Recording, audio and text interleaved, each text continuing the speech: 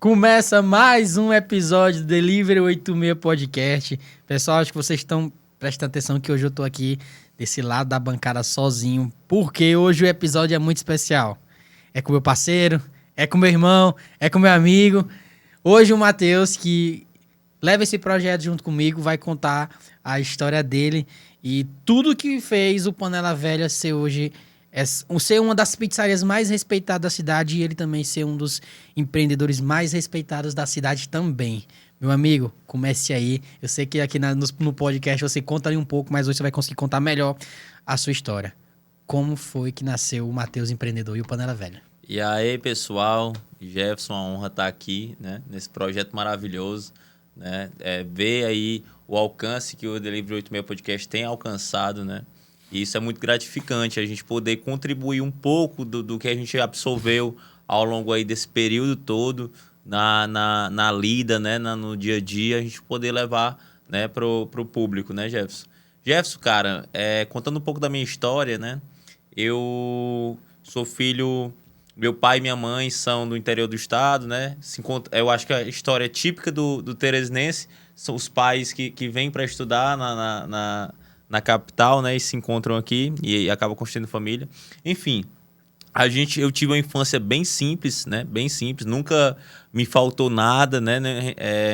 Meus pais nunca permitiram que a gente passasse, né, alguma ausência de alguma coisa, mas a gente tinha tudo ali bem controlado, né? Tinha uma vida bem simples, né?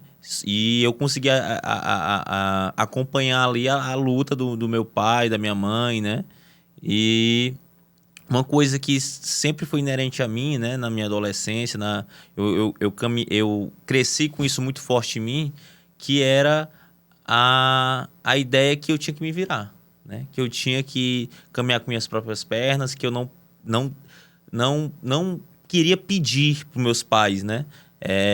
Sempre, lógico, meus pais me deram o necessário, sempre, mas aquilo, tudo que eu via um tênis, na minha adolescência, né, ali um tênis, uma coisa, sempre eu tinha como um luxo um celular, né, meu primeiro celular eu comprei com meus 15, 14 anos, já foi com meus próprios recursos, né, então uma chuteira que eu vi meus amigos ali, e quando a gente é adolescente, a gente sempre tem esse interesse de galgar as coisas, ter ali, né, e aí eu sempre tive isso muito forte em mim, que era quase que, era algo muito forte aquilo de não pedir. Então eu tinha que me virar, né?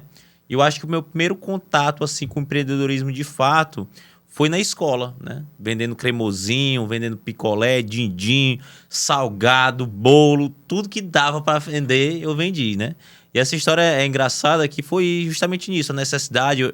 Eu fui estudar na escola, né? Meu pai teve a oportunidade de dar aula, meu pai é professor, né? Meu sócio também no Panela Velha. Ele foi dar aula, começou a dar aula na escola boa ali do centro, né? E eu fui estudar para lá, né? Cheguei lá, os meninos já tinham uma realidade financeira diferente da nossa, né? E eles tinham a chuteira que saía ali no lançamento, o menino já tinha e tal, o relógio, eu lembro daquele tempo do relógio Champions, lembra? Que trocava as pulseiras. E tudo aquilo a gente tinha vontade. Então eu disse assim, cara, eu tenho que me virar, eu tenho que ter as coisas também, mas vou me virar. E aí surgiu essa oportunidade de vender as coisas, né? E aí o primeiro dia, cara, eu passei na distribuidora, comprei um isopor, né? Comprei um isopor, passei na distribuidora, enchi o isopor. Botei aqui atravessado e levei pra escola. Cara, foi uma chacota. Chacota geral. Vendendo e os outros me tirando onda e tal. Aquela coisa. Rapaz, chegou uma hora que tava tão forte que eu fui no minto, né? Eu fui no banheiro ali e escorreu umas 2 lágrimas. Só que quando eu olhei pro isopor, esse isopor tava vazio. O bolso tava já cheio de 2, de 5, de 10. Olha, o negócio é bom. E ali desde cedo eu aprendi que quem tem vergonha não vende, né? Eu acho que foi um ensinamento que eu tirei daquilo, né? E isso, desde cedo querer me virar, né? E eu acho que o empreendedorismo permite isso, né? Que a gente pense ali em uma solução prática com os recursos que a gente tem no momento e a gente consiga monetizar isso, né? A gente consiga criar dali um negócio. Legal, cara, muito interessante. Isso é um ponto muito chave, porque hoje nem tanto, mas se a gente for pegar uns, sei lá, 5 anos atrás, a profissão vendedor não era respeitada. Aí o cara fala, não, virou vendedor é porque ele tentou fazer outras coisas, não deu certo, virou vendedor. Só que, falando até, a gente fala sobre restaurante, mas pegando o cenário geral, as pessoas mais ricas do planeta vendem. e vendem alguma coisa. Entendeu? E é impressionante que eu vejo que é muito comum que hoje quem tem a sua empresa começou vendendo alguma coisa. Porque nessa época que você aprende a vender, aprende a ter relacionamento, porque muitas vezes a gente atrela muito venda a comércio. Eu te dou uma coisa e tu vai lá e me paga. Mas muitas vezes é você se vender, é você convencer alguém a fazer alguma coisa. Isso é venda. Jefferson, na verdade, eu encaro que todo mundo vende alguma coisa, nem que seja sua mão de obra. Exato. Todo mundo tá vendendo algo, né? E eu acho que um ensinamento é que, por mais que nesse momento você trabalhe para alguém, né? E às vezes a gente está trabalhando sempre para alguém, né? Por exemplo, mesmo quando tu tem uma empresa, tu tem um patrão maior, que é o cliente, e é o patrão mais exigente que tem, né? E aí, por exemplo, eu vejo muitos caras bem-sucedidos que são donos de uma autopeça, de uma oficina mecânica. O cara ele era um mecânico. Ele passou um tempo ali aprendendo com o dinheiro dos outros, né? Aquilo permitiu que ele desenvolvesse uma expertise para que na frente ele empreendesse e montasse o negócio dele. No ramo da alimentação, igual. Muita gente que tem pizzaria, tem hamburgueria, já foi o chapeiro, já foi o pizzaiolo, né? E isso, não necessariamente, se ele for um bom pizzaiolo, ele vai ser um bom gestor.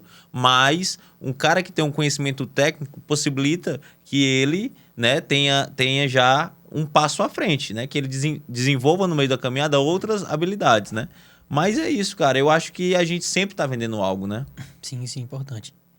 Meu amigo, conta a história do Panela. Você falou aí que o Panela, já em alguns relatos aqui do próprio podcast, que não começou como pizzaria, que a pizzaria foi uma reinvenção dentro da pandemia. Mas da onde foi que surgiu a ideia de abrir o primeiro Panela Vera que ela focada em comida? Cara, é o seguinte, né? Vamos lá. Como eu falei pra vocês, até na minha adolescência ali toda, do ensino fundamental até o 3º ano, eu vendia cremosinho, vendia picolé, meus colegas aí de escola vão recordar bem, né? E como eu te falei, no começo foi aquela chacota, foi aquela surpresa. Ao passar dos anos, todo mundo tava vendendo alguma coisa, porque viram que dava certo. Depois, quando você, né, desbrava aquilo ali, todo mundo tem aquele... Quando viram que tava dando certo, todo mundo perdeu a vergonha. É tão tal que na época, já eu saindo, a escola teve que intervir e não permitiu mais que ninguém vendesse nada, porque estava virando praticamente uma feira ambulante, né?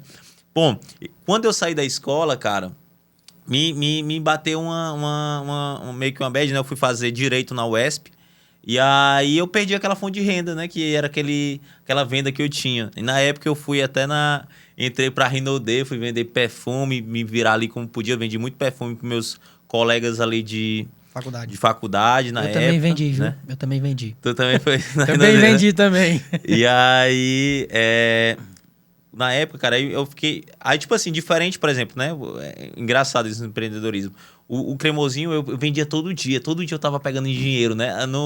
Na Rinode? Na Rinode era diferente, porque eu vendia o perfume pro cara, o cara não ia precisar de outro perfume no outro dia. Sim. Demorava um tempo pra ele poder me comprar novamente. Então, eu acabava, muitas vezes, ficando sem dinheiro. E aquilo já tava, né? Mexendo comigo. E aí surgiu uma oportunidade no concurso público, né? Isso eu com 18 para 19 anos. E aí eu fui fazer o concurso público, passei no concurso no Maranhão. Fui para lá, né? Passei no concurso para a Polícia Militar do Maranhão. E aí eu me mudei para o Maranhão, né? Passei quase um ano morando para lá, morei em Barra do Corda, depois fui morar em São Luís. E nesse período, né? Surgiu meu pai sempre teve uma vontade muito grande de empreender, mas ele tinha meio que aquele receio, sabe? Meu pai tem um perfil mais cauteloso que o meu. Eu sempre fui mais arrojado e tal, e mais suscetível a correr algum tipo de risco, né? Até eu era solteiro, ainda muito novo, meu pai já tinha uma família, então a mentalidade é totalmente diferente, né? E aí, quando eu recebi o primeiro salário, surgiu uma oportunidade lá no Mocambinho de abrir um negócio que estava fechando, estavam querendo vender a luva, né? E aí, meu pai me falou, disse, pai, vamos abrir esse negócio? Bora. E aí a gente decidiu abrir esse negócio, né? Eu peguei fui no primeiro salário que eu recebi, depois de quase um ano sem receber nada, recebi meu primeiro salário, e aí eu fui lá no banco e tirei tudo que o banco permitiu de margem, de consignado, né? Assim, eu não recomendo isso pra ninguém, mas é a minha história, né? Aquele juro, né, enorme.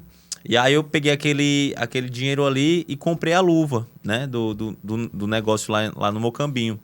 E aí a intenção era realmente vender comida, né? Era vender comida, minha mãe que era cozinheira e tudo. E aí eu pensei desse nome Panela Velha, pô, atrelava a algo mais rústico, familiar. Então por isso o nome Panela Velha, porque a gente iniciou como comida, né? E aí foi um negócio, como eu sempre falo e enfatizo aqui, que a história, ninguém nasce grande, ninguém nasce sabendo, né? Por exemplo, no dia da inauguração, a gente tinha se preparado e tal. Meu pai era muito conhecido, professor ali na região, lotou. A gente não tinha papel para anotar os pedidos. Papel, né? É uma coisa básica, Simples. trivial. Então foi aquele sufoco, né? E aí a gente foi aprendendo com o tempo, cara. E aí, ao passar dos anos, a gente abriu ali de 2018, final de 2018. Aí o nosso movimento maior ali era os jogos do Flamengo. O pessoal ia assistir muito jogo lá, tomar uma cerveja. E a gente vendia de tudo, né? Vendia churrasco, vendia hambúrguer na época, vendia arrumadinho. De parafuso a foguete, a gente vendia tudo, né? E aí, quando deu, cara, de 19 para 20, com a pandemia, né? Não tava mais fechando a conta. A gente não tinha delivery, a gente não tinha nada. A gente só tinha um movimento ali no ponto físico, né? E aí meu pai viu aqueles boletos cada vez mais acumulando, não tinha mais receita. O negócio... Teve, eu acho que dia lá que a gente vendeu R$100 e poucos, né? Assim, tava realmente, né? O negócio tava definhando. E aí meu pai chegou em mim e falou assim, Matheus, cara, a gente vai ter que fechar, cara. Que a gente vai começar a contrair uma dívida aqui que vai virar uma bola de neve, né? Aí eu falei assim, eu olhei pro meu contra-cheque e vi aquele empréstimo maravilhoso que eu tinha feito. Descontando ali no salário todo mês. E aí eu falei, cara, ainda tinha um mar de prestações pra frente. Esse cara, eu não vou trabalhar aqui vários e vários anos e deixar essa conta aqui pra trás, descontando todo mês, né, no salário. Aí eu disse, cara, definitivamente fechar não é opção. Não é opção. E aí eu comecei, cara, a tentar pesquisar, fui estudar, fiz um curso aqui no Piauí do Luiz Vasconcelos, né? Que era Clientes Perpétuos, o nome do curso. Fiz até o pessoal do Dom Crepe, né? Nem lembrava deles, fizeram também. Eu lembro do Fabão. Várias pessoas aqui em Teresina fizeram esse curso lá em 2020, né? E aí foi um curso assim muito disruptivo na minha mente, porque como eu acho que eu tava até tendo essa conversa com o Jefferson, acho que eu já falei isso para ele. Esse curso nos permitiu abrir os olhos para coisas que não era tão comum na época, né? Comum na época, né? Hoje é algo trivial, mas na época não era. Por exemplo, que no marketing você tem que humanizar a sua marca. Na época era só banner, arte. Você pegava a foto de uma pizza na internet, colocava lá pizza R$29,90. Aí só mudava as cores, no outro dia a mesma coisa. E era isso, né? E aí tinha várias coisas, por exemplo, a questão de despertar desejo no cliente, né? Mostrar o produto realmente, apertar ali. E isso na época não era algo comum. E aí foi uma virada de chave para mim, né? Eu disse, cara, eu tenho que fazer isso, né? E aí eu comecei a implementar isso lá no Panela Velha, né? Só, cara, que a gente começou a vender ali, aí eu fui atrás de um site, né? Fui formatando um modelo de delivery ali naquela época, né? Em 2020. E aí, o que foi que aconteceu? Eu percebi que o produto, a gente vendia muita coisa, mas o que estava realmente sustentando aquilo era a pizza, né? Era a pizza.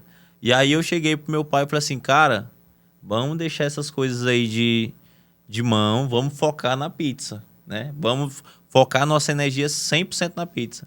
Aí meu pai naquela época falou pra mim, rapaz, tu é doido, a gente tá com as vendas fracas, né? E aí tu ainda quer tirar as outras coisas, porque querendo ou não, pinga aqui um pouquinho no arrumadinho, um pouquinho no hambúrguer, um pouquinho disso. Só que eu falei assim, cara, é necessário, vamos focar na pizza, né? E ele me escutou na época e a gente decidiu realmente transformar o Panela Velha em uma pizzaria, né? Em uma pizzaria. Aí a gente começou a fazer isso, né? E aí outro ponto bem interessante, Jefferson, da história do Panela Velha, é que na época a gente só ficou vendendo pizza, aí a gente lançou o Calzone, né? Que tá até hoje no nosso cardápio. E aí, cara, eu comecei a fazer pra quem não sabe, calzone é uma pizza dobrada ao meio, né? Uma pizza recheada. A gente recheia ali metade da massa, a outra a gente cobre, vira como se fosse um pastel gigante ali, né?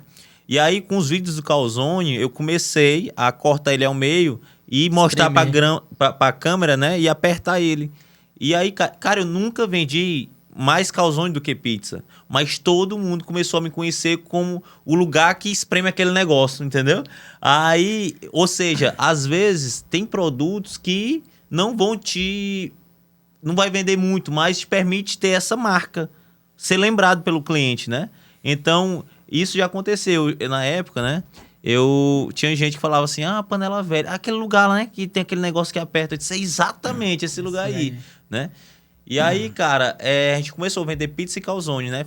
Ficamos nisso. E aí começou a alavancar as vendas, cara. Alavancar. E daqui a pouco, né? Nosso ponto lá, até que o nosso espaço de salão era grande, né? Assim, cabia bastante mesa. Só que a cozinha era muito, muito, muito pequenininha. Muito pequena mesmo, né? E aí, cara, foi o que aconteceu. A gente começou a alavancar as vendas das pizzas, foi aumentando. De 10 pizzas passou para 20, depois passou para 30, que passou para 50. Não demorou muito, a gente não tinha mais capacidade nenhuma de atender aquela demanda. Tava começando a atrasar muito, tava virando aquela loucura na nossa cabeça que a gente não sabia nem como lidar com aquilo, né? E aí, pesquisando e tal, fui ver o que é que o pessoal... Aí, na época, eu vi, cara, o pessoal que vende muita pizza tem que ter fornisteira. Né? Na época eu nem sabia o que era um fornisteira, né? O nosso fornozinho era um fornozinho com guilhotina lá. E aí eu fui pesquisar para comprar e eu fui atrás do mais baratinho que eu achei, assim, bem uma marca de entrada mesmo, né? Era o mais barato. Aí eu levei pro meu pai, né? O valor. Papai, rapaz, tu é doido, um valor desse e tal, não sei o quê. Porque pra gente, naquela época, era muito dinheiro. E aí a gente viu que não tinha como ter outra solução se não fosse realmente investir. Só que pra gente ali era all-in, sabe? Era all-in, era investir tudo que tinha para comprar esse forno. Aí demorou. Quando chegou aqui, ainda a gente descobriu que tinha que pagar o imposto, que a gente não sabia na época, né? E aí, mais 1.000 e tanto imposto, a gente botava a mão na cabeça. Meu Deus, agora de onde é que a gente vai tirar esse dinheiro e tal? Pagamos imposto, chegou o forno. Até hoje eu tenho foto abraçado com esse forno quando ele chegou. Lá tinha felicidade, meu amigo. Tu é doido. Eu até falo muito isso. Eu tenho isso até hoje. Às vezes eu fico muito mais feliz, né? Quando eu compro um equipamento que vai ali otimizar a operação, né? Não sou eu, nem eu que uso no dia a dia, né? Os colaboradores, mas quando eu vejo ali otimizando, melhorando o trabalho deles, me dá uma realização pessoal muito maior do que quando eu compro algo pessoal, né? Eu acho que são coisas que só quem é um empreendedor mesmo assim consegue sentir aquela realização de ver o negócio ali crescer, comprar um maquinário e ter esse prazer, cara. Por isso que eu falo sempre que um sócio que é só investidor, ele não tem essa paixão, ele não sente esse tesão pelo negócio, entendeu? Tem que ter assim um parafusozinho a menos mesmo. E aí, cara, chegou esse forno. Quando chegou esse forno, depois de muita, assim, ansiedade pela chegada dele, que ali no momento seria a salvação dos nossos problemas, quem disse que o forno entrava na cozinha? Eita. Não cabe. O forno era pequeno, mas a cozinha conseguia ser menor do que o forno. Não cabia de jeito nenhum lá dentro. E aí, meu irmão, meu pai já virou pra mim, meu Deus, e agora? O que é que a gente vai fazer e tal, e não sei o que. A gente não tinha dinheiro pra reformar, cara, não tinha dinheiro pra nada. E aí eu botei minha cabeça, não vai dar certo, e caçando uma solução.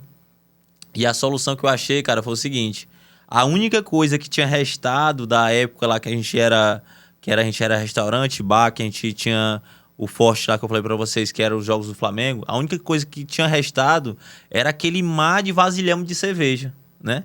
Um monte de vasilhame de cerveja que a gente não sabia o que fazer com eles, né? Eu disse, cara, já sei. Vou construir uma cozinha de vasilhames de cerveja, né?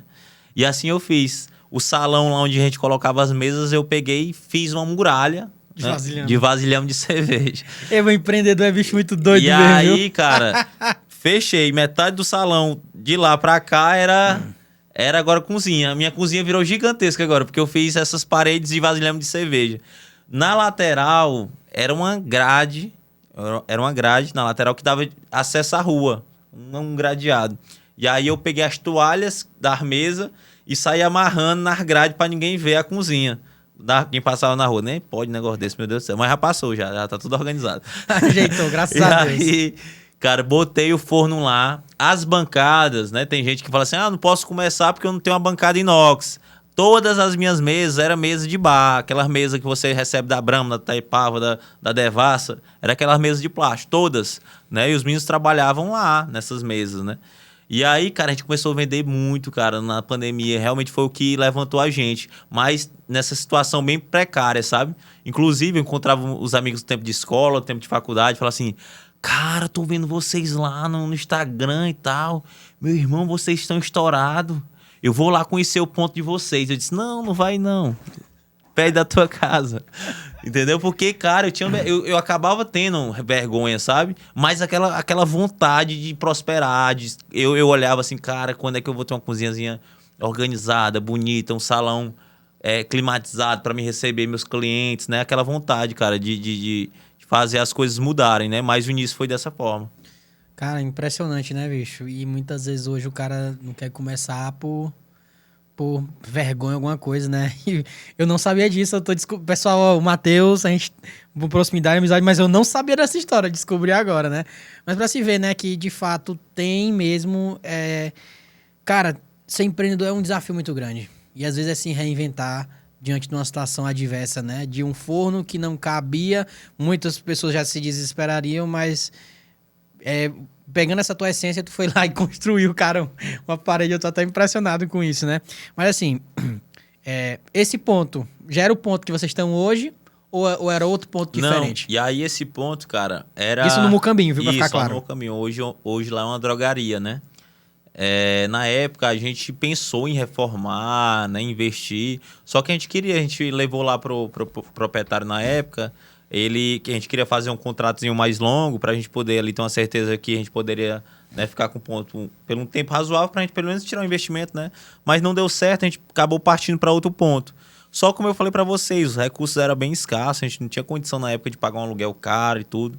E o que surgiu foi uma casa praticamente abandonada, né? Tava muito tempo sem ser alugada, onde hoje é a atual unidade do Mucambinho. Só que quando eu recebi era uma casa de fato e bem mau estado assim, porque tava muito tempo fechada, né? E aí dessa casa eu comecei a adaptar, né? Eu não tinha arquiteto, não tinha nada, né? Era eu que entrei lá e disse, ó, aqui é seu balcão, aqui eu vou transformar numa cozinha, aqui vai ser isso, vai ser aquilo. E a gente começou a reformar, né? E foi, cara, um momento bem complicado, bem complicado. A gente, não como eu te falei, reformar sem dinheiro, meu irmão, reformar já é ruim, né? Que eu sempre falo, quer uma dor de cabeça grande, procura uma reforma. E sem dinheiro ainda. Então foi um momento, assim, de muita... um estirão mesmo, sabe? Aquela dor do crescimento. Até que a gente conseguiu se consolidar lá no novo ponto, né? E aí depois a gente foi galgando aí novos passos, né? Impressionante, né? Que naquela época tu teve essa dimensão da importância da rede social. Que a rede social foi um ponto de chave muito importante com o Calzone, que eu me lembro muito bem. Nessa época eu tinha acabado de conhecer a minha esposa e eu acompanhava e eu via aqueles vídeos, né? Que você fazia ali. E hoje... Pra tu ver, né? Algo que até hoje ainda funciona muito, né? Que é muito importante ter essa questão da rede social ativa. Mas voltando a falar sobre questão de operação. Como foi sair de uma unidade pra segunda que nada a ver? Lá no Promorá, do outro lado da cidade. Cara... Conta aí como foi essa história de abrir uma nova unidade. Jefferson, cara, é o seguinte. Como eu sempre falo pra ti e enfatizo. Pra mim, projeto bom é projeto feito. Sim. É coisa que sai do papel. Porque pode ser a melhor maravilha do mundo. Ele no papel ele não vale coisa nenhuma, né? E aí, cara, eu e meu pai sempre comentavam. Rapaz, imagina a gente abrir outra e tal. A gente sempre comentava isso. Mas, cara, querendo ou não, bate o medo. Por exemplo, eu nunca fui um cara de sair muito, né? Então, é tão tal que às vezes falam pra mim, restaurante tal, eu não sei, nunca nem fui, porque eu não sou muito de sair de casa, né? E aí, cara, eu fui nascido e criado na Zona Norte. Então, ali era onde eu conhecia, era ali onde eu era familiarizado. Zona Sul mesmo, pra mim, era mato, assim, no sentido pra mim, né? Que eu não conhecia, cara, não conhecia. Tinha uma ânsia muito grande de ir pra lá, porque...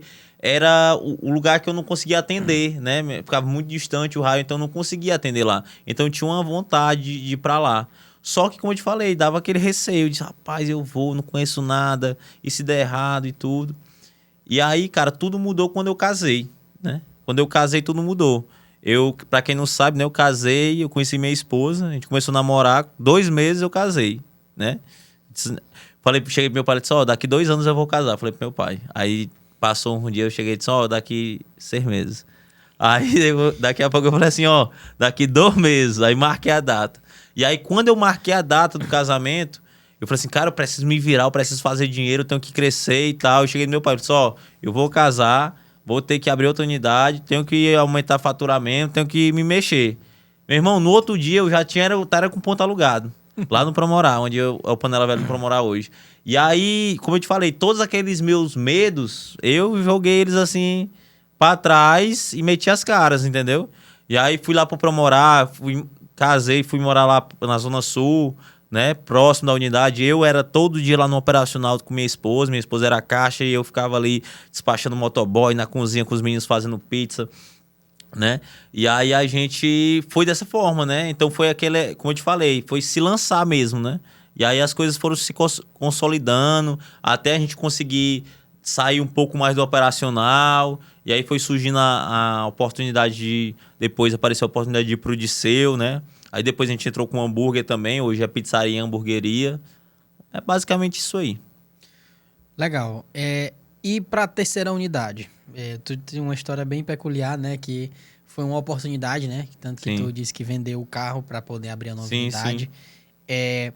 Como é que foi o processo do Odisseu? Cara, é o seguinte, o que eu sempre te falo. Que é uma senhora unidade, né? É a unidade maior, mais assim... Mais bonita, né? Não que as outras sejam feias, mas é uma unidade muito grande. Sim, o ponto é maior, né? Mais robusto. Jefferson, é o que eu sempre te falo. Muita gente, a gente conversa com muitos empresários do nosso segmento e a dor é sempre a mesma. Cara, preciso me organizar. E eu tava mais ou menos nessa mesma dor. Tipo, eu tinha realmente falado assim, eu não quero abrir outra unidade enquanto eu não organizar melhor aqui o meu financeiro, o meu estoque e tal. Mas, cara, parece assim que as coisas nunca vão acontecer pra ti no momento certo, entendeu? Que tu julga ser certo, né? Sempre falo que as coisas acontecem no tempo de Deus, né?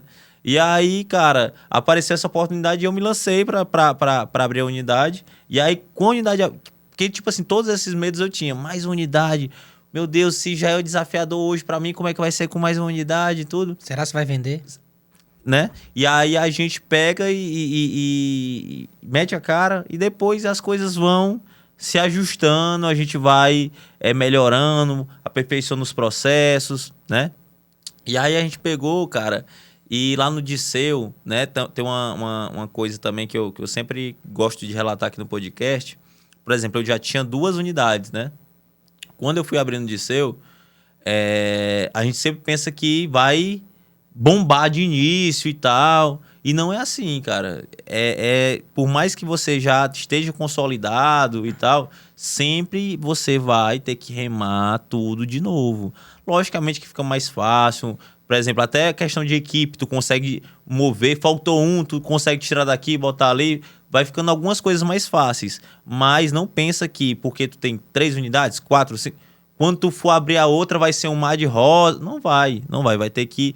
Tudo leva tempo. Tudo leva tempo. E as coisas vão, né? O delivery leva tempo. Você vai até tu conseguir ali atingir aquele público. A gente não fala no tráfego pago que a campanha tem que ganhar inteligência. Tem que ganhar inteligência. É mais ou menos isso. Tem um tempo de maturação. Independente de qual seja a empresa. As coisas levam tempo, né? Legal. Agora vamos para um ponto bem interessante que tu falou. Por muito tempo você esteve na operação. Sim. Só que hoje não é que tu não esteja na operação. Mas tu consegue ter uma liberdade maior de tempo. Sim. Ter uma supervisão maior ali, indo de unidade para unidade. Eu sempre vejo que tu tá muito ali, rodando nas unidades. Cara, fala aí o passo a passo pra galera que tá em expansão, que muitas vezes hoje a dor do empresário é não conseguir sair do operacional. Qual é a maneira mais eficiente de conseguir sair do operacional? Jefferson, não é uma pergunta muito simples, né? É uma pergunta meio complexa porque é uma série de fatores, né? Eu sempre falo pro dono de negócio que ele tem que sair do negócio, né? Ele tem que estar no negócio dele porque ele quer e não porque necessita. Porque, se eu não estiver no meu negócio, não vai ter quem despache o delivery. É diferente. Uma coisa é eu estar lá supervisionando, olhando. Outra coisa é eu estar lá, eu fazendo, né? E aí, se você estiver lá fazendo, você não consegue se dedicar a outras coisas, a expandir, a estar fazendo um projeto como esse nosso, né? Então, primeira coisa, cara, formar líder, né? Tem que formar líder, tem que confiar nas pessoas, cuidar das pessoas, que é muito importante, né? E é dessa forma, você vai delegando, acompanhando, né? Porque senão, cara, se a gente for muito centralizador, só a minha pizza, do jeito que eu faço, que funciona, só eu que sei fazer isso, ninguém aqui sabe fazer, só eu. Não vai, cara. Tu vai... Sobrecarrega e não cresce. Exatamente. Tu vai infartar, tu vai acabar assim com tua saúde mental, física, e o negócio não vai sair do lugar. Não vai crescer. Tem muita gente que tem muito esse problema de delegar, entendeu? Como eu falo, você tem que delegar e acompanhar para saber se está sendo bem feito e tudo, mas você tem que deixar as pessoas se desenvolverem. Eu vejo que tá muito gourmetizado a galera do...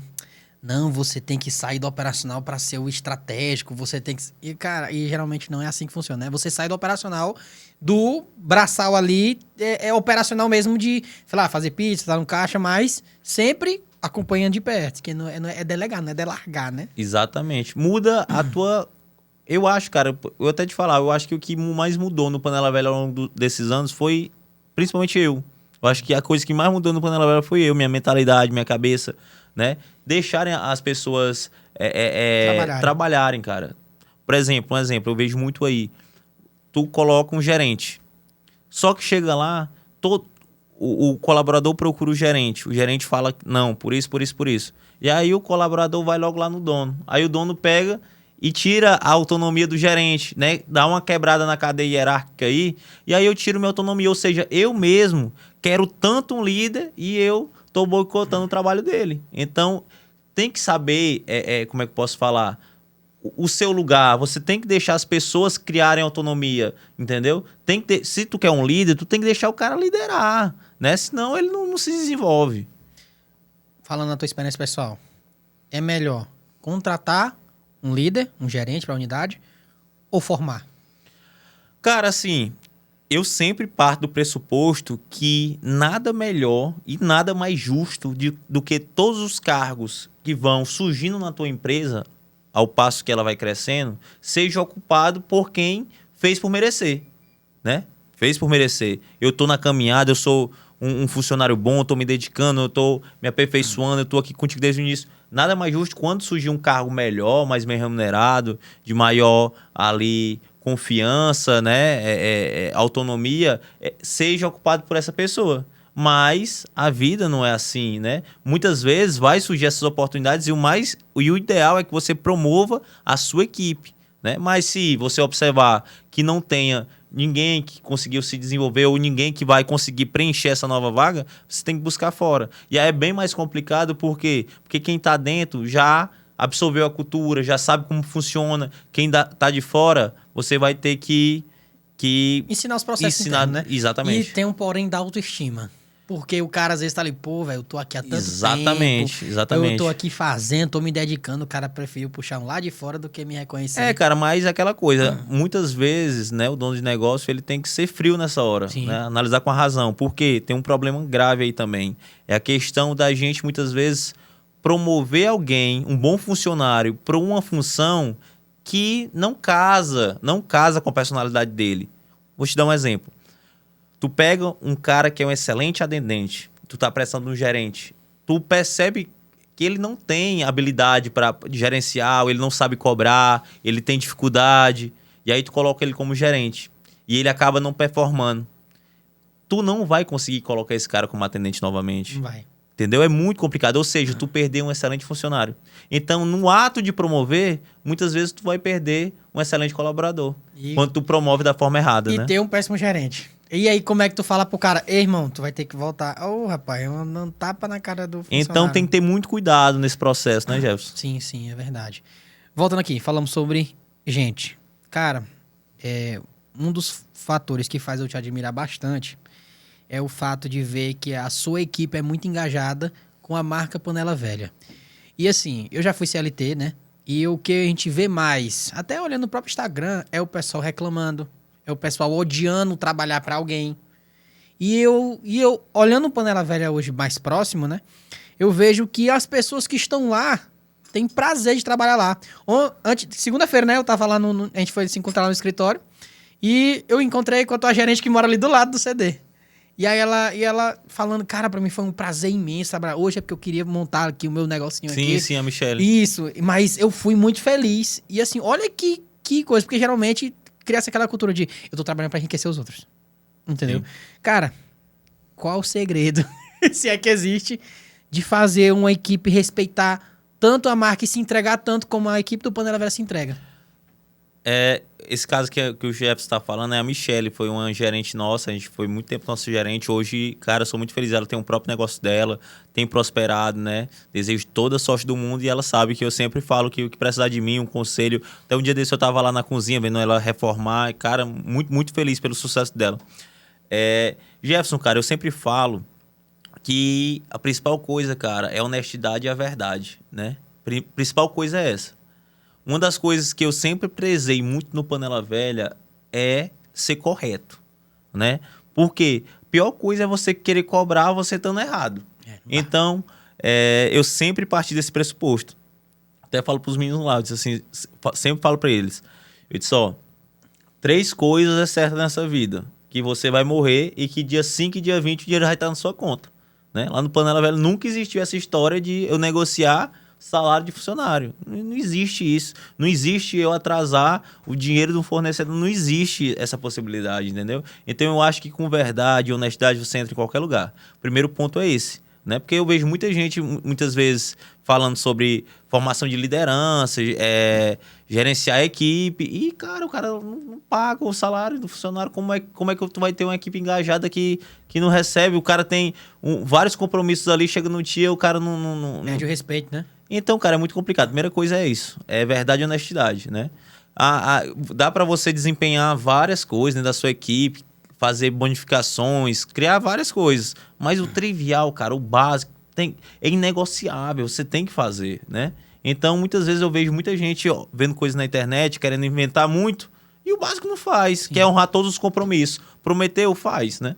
E aí, cara, é o seguinte, com relação à equipe, tu tava falando, né? Sim. Formação de lideranças. Como eu te falei, eu sempre um dos pontos positivos foi assim, positivos que eu te falo de relação a desenvolvimento de liderança, foi sempre feedback, cara. Eu sempre fui um cara muito sincero, né? Eu chegava, ter essa habilidade de conversar, né?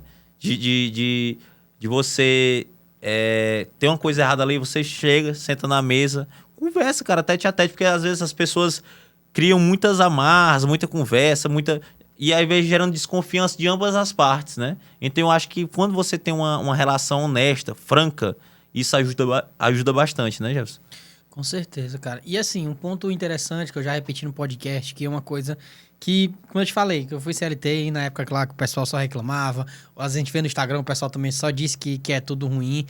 E, cara, ver os teus gerentes colocarem o nome, sei lá, o João do Panela, Ana Clara do Panela, Layara do Panela, entendeu? Então, assim, é muito uma questão de pertencimento que tu conseguiu fazer, né? Até uma estratégia que eu acho muito boa, que acompanha lá de perto o Panela Velha, é no dia da reunião tu colocar lá eles pra apresentar. Sim. E eu vi que tu até já me falou que isso foi uma jogada mesmo, né? De autoestima que tu entregou pra eles. Sim, sim. Cara, é o seguinte, né? Contando essa história que o Jefferson tá pontuando, né? Lá em 2020, né? Ali no auge da pandemia, esse período que eu tava falando pra vocês de início, né? Eu troquei o meu nome. Meu nome lá era Matheus Martins. Eu troquei meu nome, botei Matheus do Panela. Só que o Panela praticamente não existia, tava embrionário. E aquilo ali, cara, foi um motivo de chacota, né? Ah, Matheus do Panela e tal. Meus amigos próximos ali brincando, sorrindo. E ali, cara, era uma mensagem que eu queria passar pra mim mesmo. Que eu tava acreditando naquele projeto. Que não era da boca pra fora, que ele ia prosperar, né? E hoje todo mundo me conhece como Matheus do Panela. Só que naquela época, como eu te falei, gerou desconfiança, risadinha, brincadeira. Só que ali eu tava plantando uma semente, né? E, cara, esse ano, né, eu fui surpreendido, foi algo espontâneo. A minha equipe de gerentes, todo mundo botou o nome, né? O nome deles, no Instagram deles, é dessa forma. É a Ana do Panela, Lucas do Panela, Layara do Panela, João do Panela. E é algo muito gratificante, cara. E eu sempre te falo, né? Eu acho que a coisa mais poderosa que você pode dar para as pessoas é a autoestima. Né? Lá, quando eu pego, boto para eles apresentarem lá, a gente grava, tira foto, eles postam na rede social deles, né? E eles têm autoestima, cara. Eles têm que se enxergar como gerente. Porque se eles não se enxergarem como gerente, eles não vão agir como gerentes. Olha o caso da Ana, pô. A Ana, meu amigo, eu vejo lá, a gerente do Disseu. A Ana, meu irmão, é panela velha no peito, bicho. Eu pensei muito dela. Até na época que tu ainda nem era meu cliente ainda, que a primeira conversa que eu tive diretamente foi com ela, né? Antes de fato prestar o serviço de tráfego pro Panela Velha. E aí, tendo ali o número, né? A gente vê os estados do WhatsApp, meu irmão, só era Panela o dia todinho no status dela, né? E você vê assim, que isso é importante. Agora, outro ponto ainda continuando na equipe, né? Você foi aí... muitas pessoas fazem confraternizações na empresa, isso é bem normal ali no final de ano. E você veio com a inovação chamada Copa Panela, aonde você colocou ali, de uma maneira boa, uma rivalidade entre as unidades, onde eles tinham uma competição entre eles, né? Todo mundo ia pro sítio, era um dia de diversão, era um dia de muita risada, mas teve essa inovação de fazer uma competição entre as unidades. Cara, da onde foi que surgiu essa ideia maravilhosa de criar a Copa Panela? Cara, inclusive, é uma comemoração que a gente faz, né, anualmente. Já vai, agora em novembro, já é a segunda edição da Copa Panela que vai ter. Cara, Jefferson, foi o seguinte, eu acho que sempre a gente tem que pensar fora da caixa e tudo tem que ser de forma intencional, né? O que é que se acontece, a grosso modo, nas empresas? Toda empresa tem uma confraternização de fim de ano. Sim. Eu vou lá, vou comprar umas caixas de cerveja lá para os funcionários, vou botar uma banda e tal, todo mundo bebe. Beleza, vai ser bom, vai. Quem é que não vai preferir ir lá beber cerveja e comer uma carne do que ir trabalhar? Todo mundo vai gostar, mas aquilo não tem significado, cara. Passou uma semana, ninguém lembra mais daquilo, né? Então eu acho que se tu vai parar a tua operação, se tu vai confraternizar de fato, tu tem que ser algo intencional. Então eu falei assim, cara, se eu vou fazer isso, eu vou, de forma intencional, criar uma estratégia. Qual é a estratégia? Ao invés de eu fazer uma confraternização de fim de ano do Panela Velha, comprar cerveja, deixar lá o pessoal beber e tal. Não, vamos fazer o seguinte, vamos transformar isso em uma competição, a Copa Panela. Qual o intuito da Copa Panela? Uma competição entre as unidades. É porque, mais do que ter o sentimento de pertencimento à marca Panela Velha, eu queria que eles tivessem esse sentimento de pertencimento à unidade deles, aos companheiros deles, quem está lado a lado deles no dia a dia, entendeu? Então, eu queria desenvolver um ambiente propício para que lá eu botasse provas, situações que fosse gerar superação, hombridade, corpo a corpo, né? Aquele sentimento de corpo a corpo ali, aquele sentimento de como é que eu posso falar? União, né? De superação, que eu já falei isso. Mas era isso, né? Esse foi a intenção. E foi um sucesso, cara. Foi um sucesso. É tão tal que eles passam o ano todo falando da Copa Panela.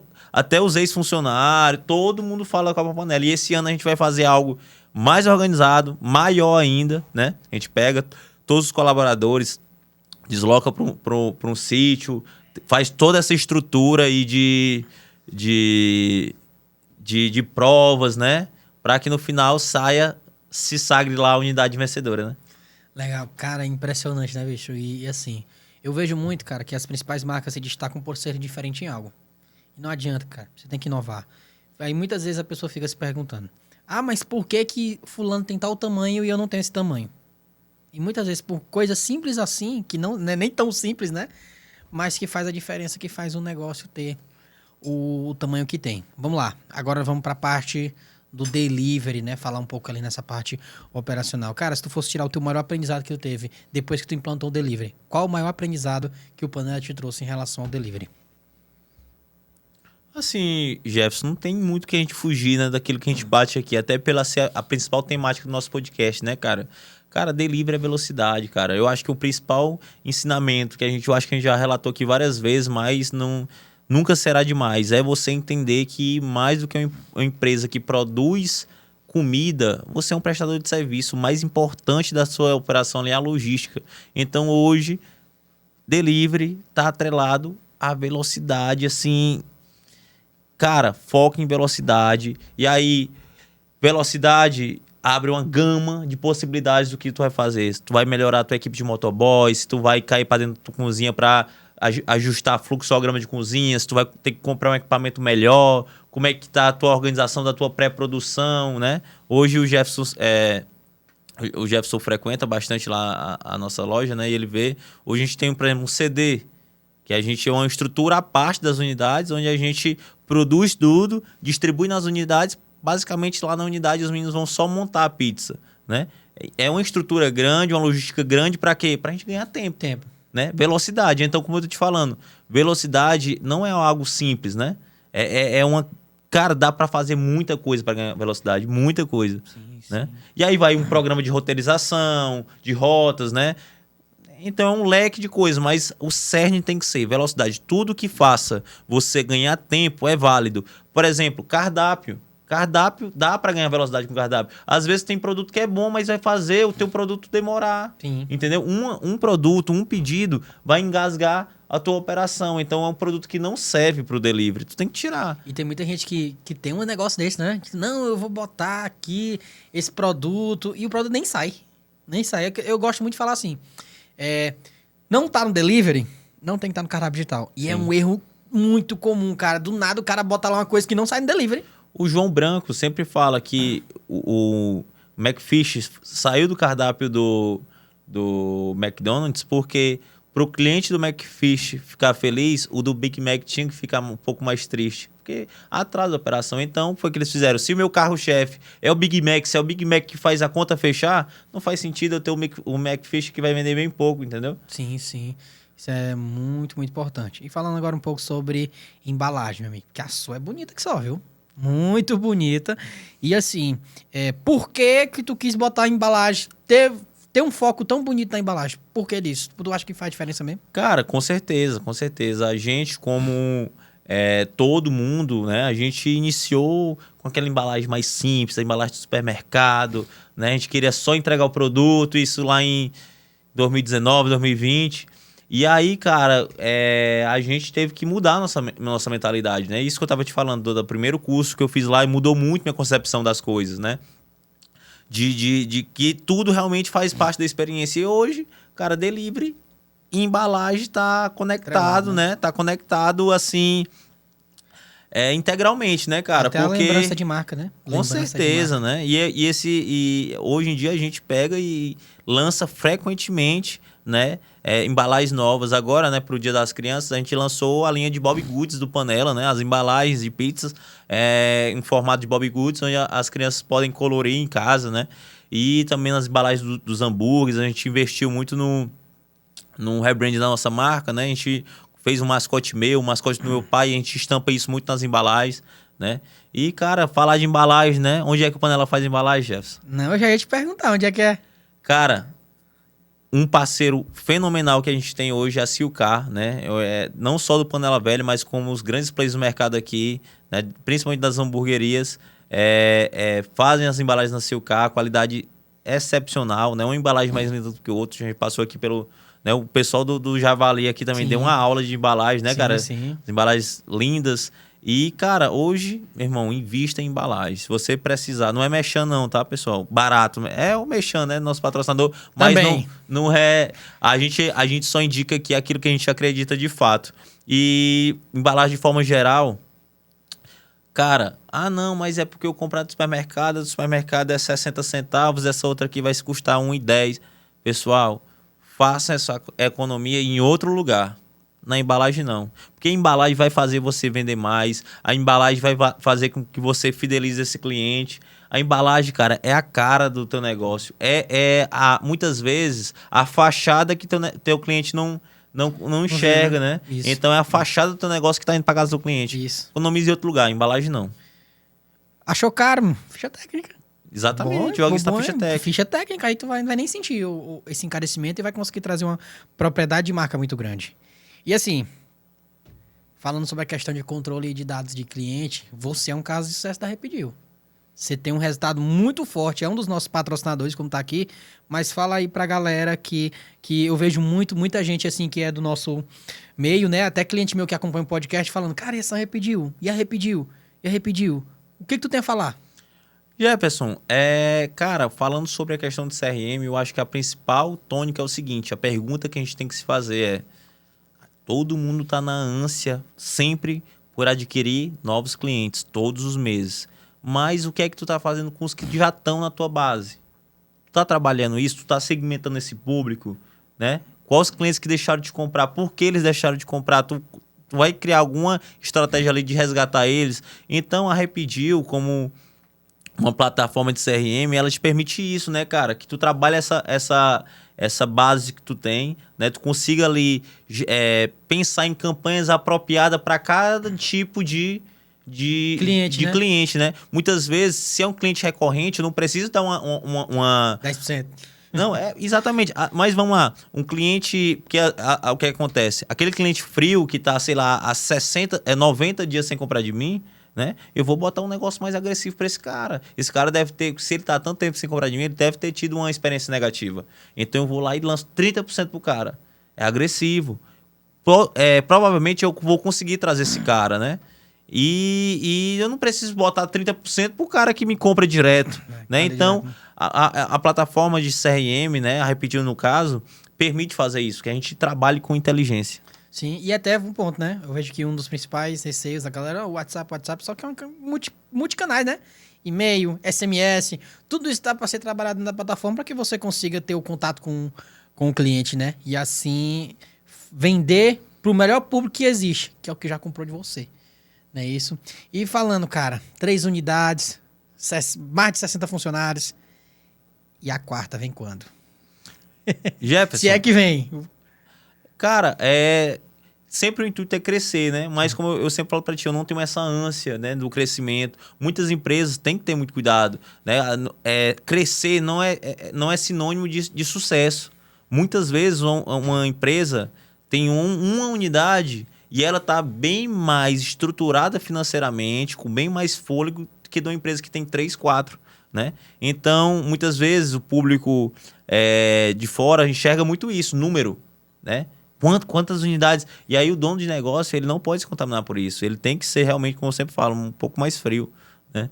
E esperar as coisas acontecerem, de fato, né? Eu sempre falo aqui da história e eu acho que a história de vários empreendedores se assemelha com a minha, né? Das coisas ir acontecendo, a gente ir contra tudo e contra todos ali naquela loucura, mas eu acho que a tônica da vida não é essa. Tem hora que a gente tem que parar e usar a razão, né?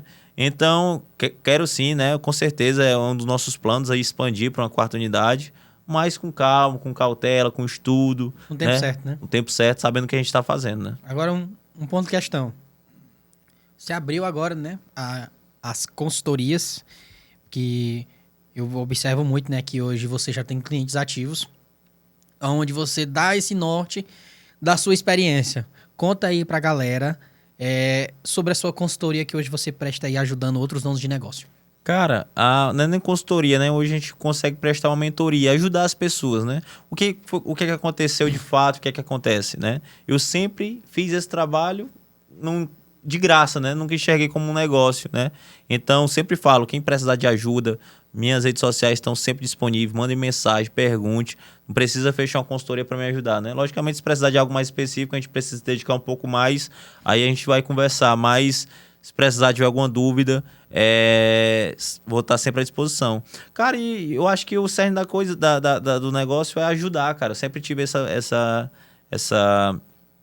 vontade muito grande de ajudar as pessoas e com base na vivência, né, da gente, e que as pessoas muitas vezes não passem pelos problemas que a gente passou, que elas consigam aprender com nossos erros, né? A gente errou para que os outros não errem. Então, muitas vezes, não só a minha mentoria, mas a mentoria de outras pessoas, né, que já tem uma caminhada aí, vai te possibilitar não errar, cara. Vai te dar aí vários anos, vai prosperar, fazer o teu negócio muitas vezes em uma consultoria de um mês ali, consultoria não, né? Mentoria de um mês ali, vai fazer com que tu consiga alavancar teu negócio ali, avançar ele em 6 meses, 1 ano, 2 anos, né? Então é um investimento muito válido nisso, em conhecimento, né? Mas, cara, é muito isso, Jefferson, a questão de ajudar mesmo, de fazer parte. Junto com o projeto das mentorias veio a questão do podcast também, né? Que a gente consegue realmente conversar com tanta gente bacana aqui e levar conhecimento para quem tá em casa, né, cara? Eu acho isso fenomenal. Sábio daquele que aprende com os erros dos outros, né? Com certeza, cara. E apoiou muito, irmão. Sim, demais. Taca muito. Mas não tem pra onde a gente correr, né? E, gente, assim, o nosso episódio vai ficando por aqui, galera. Hoje, vocês perceberam que meu companheiro tá do outro lado da mesa, mas é porque eu falei pra ele, cara, e o teu episódio, o teu episódio? Ele, não, já deixa mais pra frente. Irmão, você é uma das referências daqui, você precisa ter seu episódio, porque com certeza a sua história inspira muita gente. Tinha que ter. Galera, muito obrigado. Agradecer mais uma vez aos patrocinadores, porque é por causa deles que isso aqui acontece. Fica ligado que logo, logo tem muito mais. Valeu!